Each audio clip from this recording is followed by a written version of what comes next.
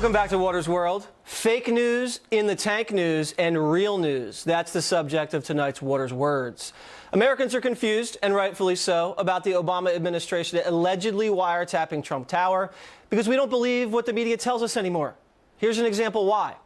On January 20th, the New York Times published a headline that read, quote, "Wiretap data used in inquiry of Trump aides." Reporter Michael Schmidt writes that U.S. law enforcement and intelligence agencies are examining intercepted communications as part of an investigation into possible links between Russia and Trump associates, and that the wiretap communications have been provided to the Obama White House. So, the New York Times reports the Obama White House knew there were people wiretapping Trump world. Sounds almost exactly what President Donald Trump tweeted about, right? But after the Trump tweet, on March 4th, here is now the New York Times headline as it appears. Trump offering no evidence, says Obama tapped his phones. The headline was written by the exact same writer, Michael Schmidt. No evidence? People look at the headlines and wonder, is the New York Times not a good enough source? Unbelievable. And how about this hoax? On November 15th, a woman in Michigan reported to police that she was attacked by a man who scratched her in the face. She claimed it was a hate crime following the election of Donald Trump. But it turns out the entire story was fabricated. She scratched her own self in the face. She was depressed and made up the entire story. Now for some in-the-tank news.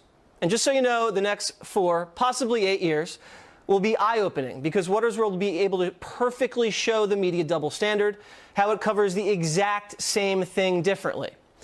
Example 1. A Republican congressman, Jason Chaffetz, received a massive negative press when he said this about the new Republican health care bill. Americans have choices, and they've got to make a choice. And so maybe rather than getting that new iPhone that they just love and they want to go spend hundreds of dollars on that, maybe they should invest in their own health care. The congressman received wall-to-wall coverage on cable networks for this so-called insensitive gaffe. But wait a second. I remember another politician saying the exact same thing and receiving zero negative press attention. Roll the tape.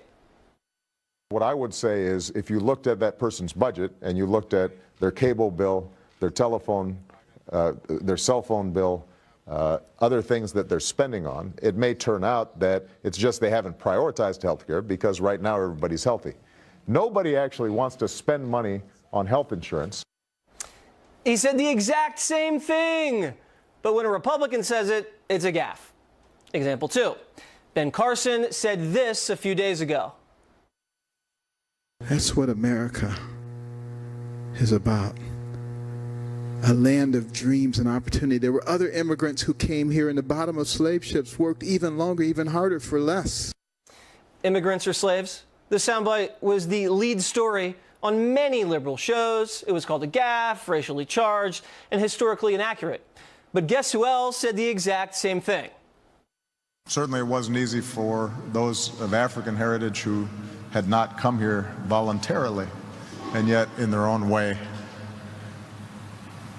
were immigrants themselves.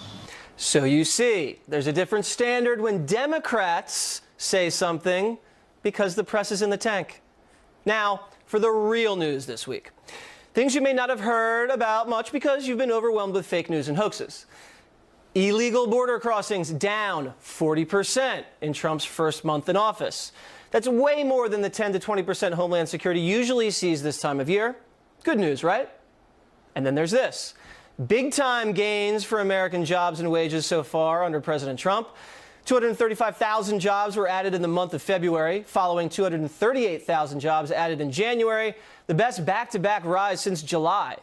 President Trump will be judged on his performance in office, so keep these numbers in mind.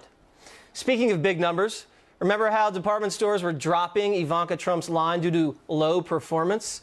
Well, since then, her clothing sales increased 346%. Does that sound like low performance to you? I don't think so. And here's a story that the mainstream media completely buried. Remember how the IRS was caught targeting the Tea Party under President Obama, and all of a sudden they lost or destroyed mountains of evidence? Well, 2 years later, the IRS curiously located 7,000 documents. But again, not a smidgen of corruption there, right? Of course not. And we still have no timeline for when these documents are going to be released. Ridiculous. So the bottom line is, the media continues to complain that Americans don't trust them anymore. Well, I think these examples I just showed are just the reasons why. So until the media reports fairly, accurately, corrects the record, and stops burying positive news for Donald Trump, trust in the press will continue to erode. But you can always trust Waters' words to tell you the truth. And joining me now